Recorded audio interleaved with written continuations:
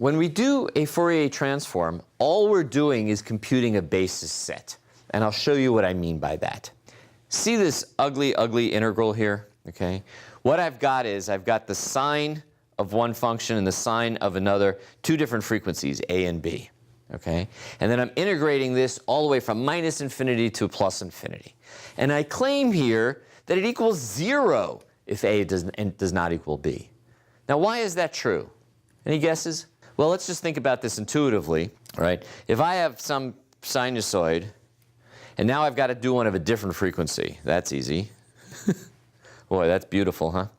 Essentially, at some point when this is positive and this is that same positive value, I'm going to try to find, hopefully there's some positive, I have to make one up. Yeah, let's pretend the red thing went down here like that a little bit, right? That when the red is same positive, the yellow was the negative of it. So the product of those two numbers and then sum together is going to cancel each other out. And that's sort of a hand-wavy way of saying that this entire integral is going to be 0 as long as a does not equal b. But you might ask, what happens when a does equal b? What happens when a does equal b? Let's start with assuming that they're in the same phase, exactly the same phase. Well, then it's just sine squared. Sine squared is positive. Sum that over infinity, what do you get? You get infinity. So if you have two sinusoids that are the same frequency, you'll get an infinite value unless they're perfectly pi over 2 out of phase, in which case it's going to be 0. In other words, sine times cosine go away.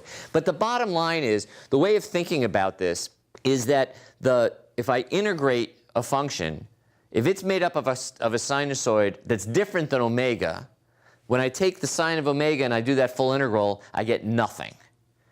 But if it's equal to that sine, I would get infinity. And that's going to be written like this. So let's just do a simple example. Suppose I've got a simple function. F of x is cosine of 2 pi omega x. All right? Well, then let's pick some frequency. We'll call it u here. Just keep things simple, right? If I take this integral, okay, that's going to be infinite if u is equal to that same omega. All right? And it's going to be 0 otherwise. So that looks like this. Okay, so we just have these two, remember impulses? We just have these two infinite spikes here, and that's referred to as an impulse that corresponds to the cosine. You see that they're positive this way, and that's because it's cosine. If it was sine, because sine of negative x is negative sine of x, that would look like it would be up here, and that would be down there. That's what the sine is. Okay, that's kept as the imaginary part. So we're just computing a basis set of saying how much of this sinusoid is in there. All right? And we can do that for all frequencies. But then you might ask, well, don't we also have to do it for all phases? Don't we also have to do it for all phases? She studied that one. Well, the short answer is no.